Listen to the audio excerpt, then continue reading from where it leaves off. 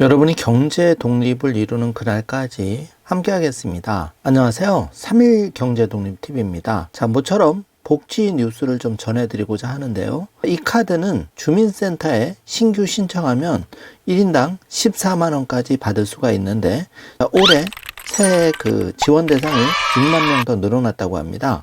264만 명이 혜택을 받는 카드인데요. 잠시 뒤 영상 뒷부분에서 확인해 보겠습니다. 자, 2025년 새해 많은 복지, 재테크, 지원 분야가 달라지고 있는데요. 항목별로 이 내용을 잘 알아두시면 내가 지원금 받을 때 누락되지 않고 받을 수가 있습니다. 지금부터 핵심만 빠르게 확인해 보겠습니다. 먼저 금융재정조세 부분에서 내가 받을 혜택 챙겨보면은요, 결혼세액공제가 신설이 되고 청년도약계좌 정부기여금이 확대가 됩니다. 정부가 출산율 제고하기 위해서 양육비 부담 완화를 위한 세제 혜택이 확대가 되는데, 2024년 1월 1일 이후 기업이 근로자에게 지급한 출산지원금에 대해서 근로소득을 2025년 1월 1일부터 전액 비과세하기로 했습니다. 그리고 자녀, 손자녀 8세에서 20세에 대한 세액공제가 확대가 되는데, 첫째는 15만원에서 25만원으로, 둘째는 20만원에서 30만원으로, 그리고 셋째는 1인당 30만원에서 40만원으로 각각 세제 혜택이 확대가 되는 것 챙기시기 바라겠습니다. 자, 혼인으로 인해서 근로장려금 수급에 불리해지지 않도록 맞벌이 가구 소득 상한 금액 연 3,800만 원을 단독 가구 소득 상한 금액 연 2,200만 원의 2배 수준, 그러니까 연 4,400만 원으로 확대가 됩니다. 그래서 이 부분도 놓치지 마시기 바라고요. 결혼 비용 지원을 위해서 혼인 신고 시에는 부부에게 최대 100만 원을 세액공제하는 결혼세액공제가 신설이 되는 부분도 확인해 주시기 바랍니다. 청년들에게 큰 혜택을 드리는 청년도약계좌가 더 좋아지는데요. 자, 1, 2, 3번을 보시면은 먼저 정부기여금이 확대가 됩니다. 그리고 청년도약계좌를 성실 납부한 분에 대해서는 신용점수를 추가 가점합니다. 이게 무엇이 좋냐 하면, 은행에서 대출을 받고자 할 때 신용점수가 높을수록 더 많은 대출금을 받을 수가 있는 겁니다. 유리하죠. 자, 3번 만기 전 부분인출 40%까지 할 수가 있기 때문에 불가피하게 중도에 해지해서 손해를 보는 경우도 없어지게 됩니다. 그리고 친환경차 보급 지원을 위해서 개별 소비세 감면 적용 기간이 2026년 말까지 2년 연장된다는 점도 차량 구입 시에 참고해 주시기 바랍니다. 자, 두 번째입니다. 2025년 교육, 보육, 가족 부분에서 바뀌어지는 부분인데요. 고교 학점제가 전면 시행이 되고 늘봄학교가 2학년으로 확대가 됩니다. 자, 2025년 1학기부터 학생이 자신의 진로와 적성에 따라서 과목을 선택하고 학점 이수 인정 기준을 충족하면은 학점을 취득해 졸업하는 고교 학점제를 전면 시행하는데요. 자, 맞춤형 프로그램도 연간 매일 2시간 무료로 제공된다는 점 챙기시기 바랍니다. 자, 국가장학금 지원이 대폭 늘어나는데, 붉은색 박스 표시와 밑줄 그은 부분 확인해 주시면 총 150만 명의 학생에게 최대 100만 원을 장학금으로 지원하는데요. 국가 근로장학금 수혜 대상도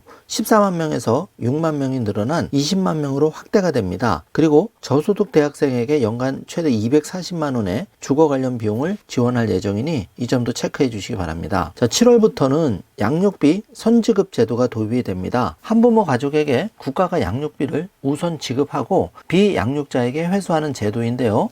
양육비 채권이 있지만 지급받지 못하는 기준 중위소득 150% 이하 가구는 자녀 1인당 월 20만 원을 만 18세까지 먼저 선 지원을 받는 겁니다. 그리고 아동 양육비 지원 금액을 자녀 1인당 월 21만 원에서 월 23만 원으로 인상한다는 부분도 확인해 주시기 바랍니다. 요런 부분을 체크하셔서 내가 인상된 금액으로 혜택을 보시길 바라고요. 자, 아이돌봄 서비스 지원 가구에 대한 정부 지원 비율을 확대가 되는데, 영아 돌봄 수당 시간당 1,500원을 신설해서 그 영아 돌봄 서비스 활성화를 추진합니다. 보건복지 고용 부분에서 달라지는 점인데요.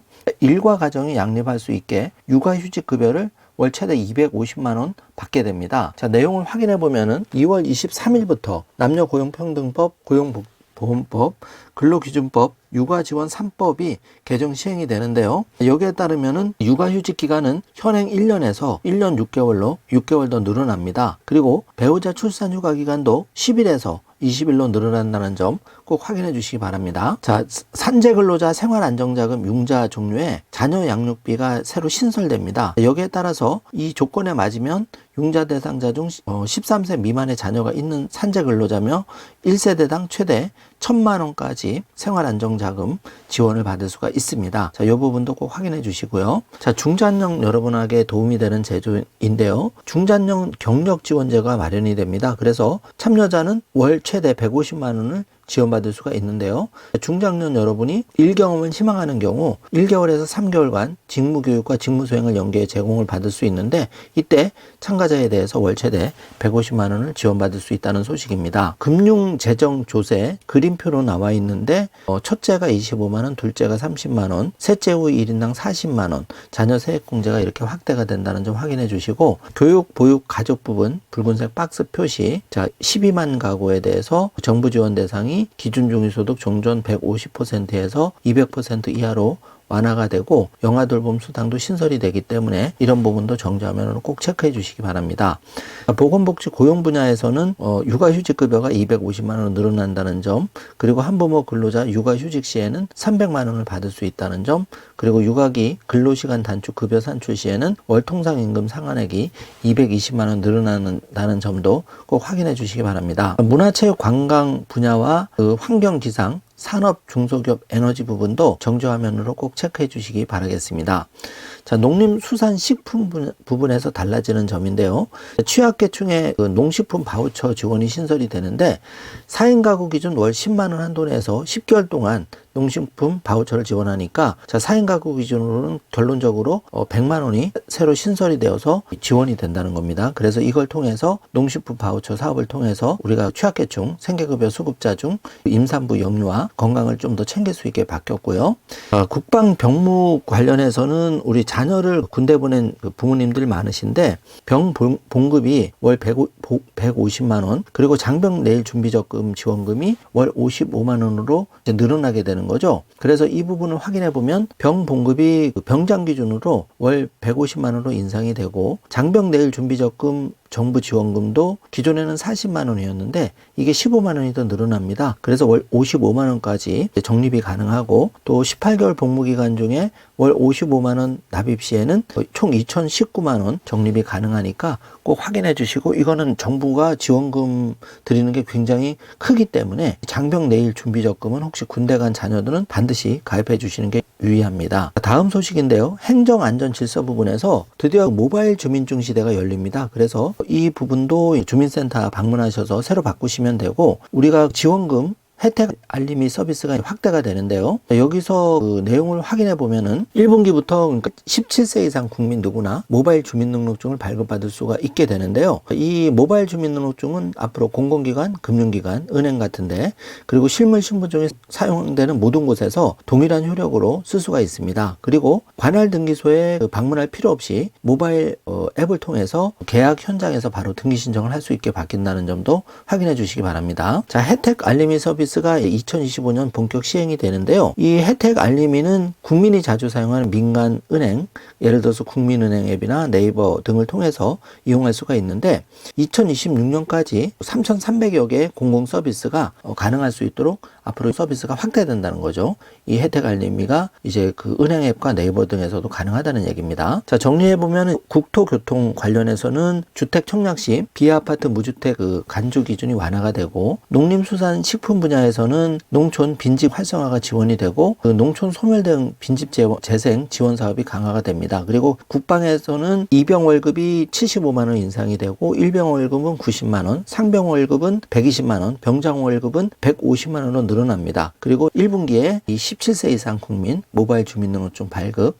주민센터 가시면은 새롭게 발급받아서 편리하게 적용받을 수가 있겠습니다. 올해 문화누리 카드 14만 원으로 지원 금액이 상향이 되는데요. 작년 대비해서 만 원이 올랐습니다. 그래서 이번에 달라진 특징은 문화누리 카드 가지고 바둑과 낚시 분야도, 그러니까 이 취미 분야죠. 여기서도 사용 가능하게 바뀌었고, 2월 3일부터 11월 28일까지 주민센터 가서 신청하시면 발급받을 수가 있는데요. 32,000개 가맹점에서 그 문화누리 카드 14만 원 지원받은 금액을 사용하실 수가 있다는 점 확인해 주시기 바랍니다. 자, 문화누리 카드 지원 대상을 좀 살펴보면은 6세 이상 기초생활 수급자, 그리고 차상위 계층이 대상이고요. 2019년 12월 31일 이전 출생자입니다. 지원 내용은 전국 문화예술, 국내 관광, 체육활동, 가맹점 이용 가능한 문화누리 카드를 발급해 드리는 거고, 여기에 1인당 연 14만 원을 충전해 드리는 겁니다. 발급 기간은 2월 3일부터 시작이 되었고 11월 28일까지인데 서둘러서 신청해 주시면 되겠습니다. 발급 방법은 가까운 주민센터 또는 온라인은 누리집에서 하시면 되는데 신분증 가지고 주민센터 발급하시면 가장 빠르고요. 사용 기간은 꼭 조심하셔야 되는데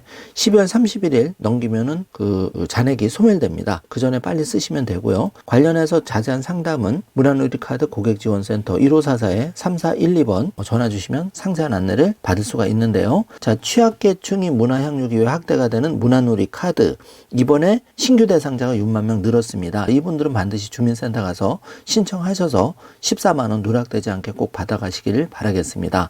자, 오늘 영상 내용이 조금이라도 도움이 되셨다면 좋아요, 구독, 알림 설정 부탁드리겠습니다. 짧은 공지 드리면 앞으로 오전에 저희가 복지 방송을 위주로 컨텐츠를 올려드리고 그리고 점심 이후에 저희가 테슬라 비트코인 등 재테크 소식도 같이 컨텐츠를 업로드를 해드리도록 하겠습니다. 그래서 취사 선별하셔서 3일 경제독립TV의 컨텐츠가 여러분이 2025년 경제 독립을 이루는데 조금이라도 도움이 되시기를 응원드리겠습니다. 영상 시청해 주셔서 감사합니다. 좋은 하루 되세요.